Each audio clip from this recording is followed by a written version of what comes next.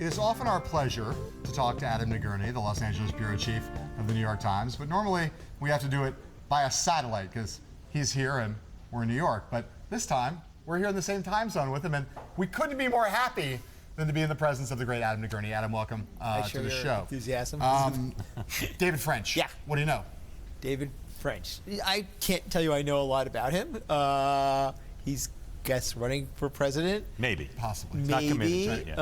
So you're saying that in all of your years of political, covering national politics, all the stuff you know, and your knowledge is encyclopedic. This is not like a household name for you. This is not a household name. Yeah, Right. I remember Republicans talking about the French back in 2004, but I don't think they were referring to David French. Based on the expectations Bill Kristol built up, Oh my here's God. my softball. Yeah. This is kind of surprising to some people. Do you think somebody who's never run for office, who's not famous, who's not a big personality, at least based on our phone call with him just now, do you think that person, like a perfect storm, natural, could he somehow be a player in this race? I mean, this If he is ran? probably as close as a perfect storm as you might ask for, and that nobody seems to like either the Republican or presumptive Democratic candidate.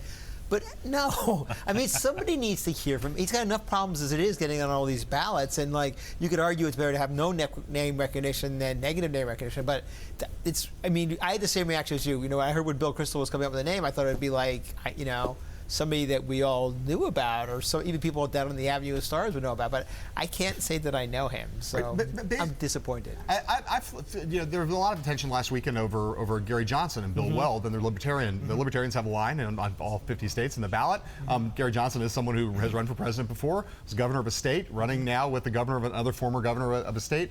Why is that not the vehicle to disrupt, if you want to disrupt the two-party system? Why is that not the more likely vehicle than someone that Bill Kristol is out cultivating who no one's ever heard of? Plus, I agree. Plus, they're on a lot of ballot lines, or are they on all 50 ballot lines already? They're already there. Yeah. And they're both people who have at least reputations, credibility. I mean, it seems to me this is kind of a sideshow. Like, there is now a third-party candidate or slate that's out there that, will probably get some support, given who those guys How were. long have you known Donald Trump?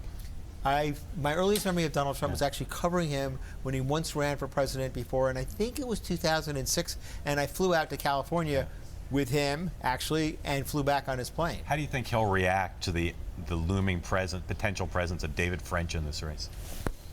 Can I do that? I hope there's a wide enough shot to get that. So you think a constitutional lawyer from Tennessee will not frighten Donald Now, Trump? what I wonder is, he should be worried about the Libertarian candidate. He should be worried about that because that's going to take votes away from him, and that's going to put states, I believe, into play that would not have been into play before. Now, whether or not he's going to be like that, knowing Donald Trump, I don't know. I don't think this is something that's going to bother him very much.